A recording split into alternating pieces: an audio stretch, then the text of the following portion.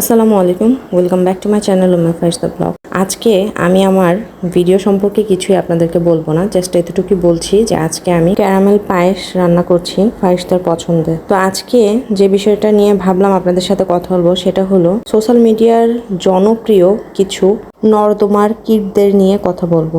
নর্দমার কিটগুলো social মিডিয়াকে public toilet বানিয়ে রেখেছে। এদের পারিবারিক যত ঝামেলা আছে সব সোশ্যাল মিডিয়াতে এসে আমাদের দেখাতে হয়। যে সকল নোংরামি তোরা দেখাচ্ছিস সেগুলোকে আমরা দেখতে চেয়েছি তোদের কাছ থেকে, তারপরেও তোরা এসে নোংরামি দেখিয়ে যাচ্ছিস। মানুষ যে তোদেরকে এত পরিমাণে গালাগালি করে তাতেও কি তোদের লজ্জা শরম কোনো কিছুই নেই? আমিও আসলে কি বলছি, এদের যদি লজ্জা শরম থাকতো তাহলে তো আর এরা সোশ্যাল মিডিয়াতে এসে এগুলো করতে পারতো না। এদের জীবন হয়ে গেছে পাবলিক টয়লেটের মতন। পাবলিক টয়লেট যেমন মানুষ যে কোনো সময় যে কেউ ইউজ করতে পারে, এদের পারিবারিক সমস্যা ঠিক তেমনই। ওদের পরিবারের সকল কথা মানুষ যে কোনো সময় যে কেউ জানতে পারে, কারণ এরা পাবলিক টয়লেটের থেকেও খারাপ। যার নিজের সন্তানের কোনো খবর নাই, যার নিজের পেটের ছেলে তার কোনো খোঁজ খবর নেয় না, তাকে ব্লক করে রেখেছে, সে আবার সতীনের সন্তানের জন্য কত পরিমাণে মায়া দেখায়। এদের চিন্তা ভাবনা কতটা নিম্ন শ্রেণীর, এরা ভিউর জন্য কতটা নিচে নেমে যেতে পারে আমি ভাবলেই অবাক হয়ে যাই। মানে এগুলো কোন ধরনের মানুষ? আর দুইটা মানে দালাল নিয়ে গেছে, এগুলারে দালাল ছাড়া কোনো কিছুই বলবো না।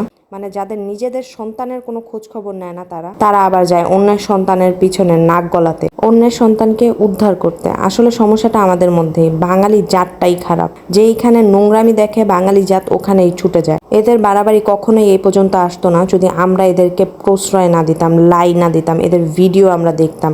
যখনই ওরা নোংরামি করা শুরু করেছে তখনই যদি আমরা এদেরকে ব্লক করে দিতাম, এদের আইডিতে রিপোর্ট করতাম, তাহলে কিন্তু কখনোই ওরা এগুলো করার সাহস পেত না। দিন শেষে এখন সোশ্যাল মিডিয়াতে এসে রীতিমতো নোংরামি শুরু করে দিয়েছে। আগে ছিল তিশা আর আহাদ, এখন তার সাথে আবার যোগ হয়েছে এই রাজা আর রাজার বউ। এই রাজারে দেখলেই তো মনে হয় ও একটা নেশাখোর। সাথে আবার ওর বউ মানুষের গায়ের রং নিয়ে কথা বলে। একটাবার নিজের দিকে তাকিয়ে দেখেছে আল্লাহ ওকে কিভাবে সৃষ্টি করেছে? ও তো ক্যামেরার সামনে এসে নিজের মুখই খুলে না, কারণ ওর মুখ খুললে তো ওর ডাস্টবিনের থেকে দুর্গন্ধ ছড়াবে, এটা তো বুঝেই, তাই ও কখনোই মুখ খুলে না।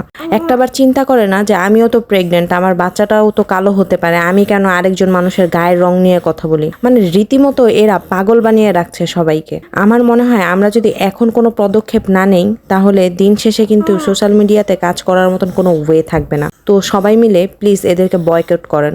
বয়কট না করা পর্যন্ত এদের কোনো রকমের কোনো টনক নড়বে না। ব্যক্তিগতভাবে আমি কারো পক্ষ নিয়ে কথা বলছি না, শুধু চাই সোশ্যাল মিডিয়া থেকে এই নোংরামিটা বন্ধ হয়ে যাক। তাই আমাদের চিন্তা করা উচিত আমরা এদের নোংরামি দেখবো না এদের বয়কট করব। সবাই ভালো থাকবেন, আল্লাহ হাফেজ।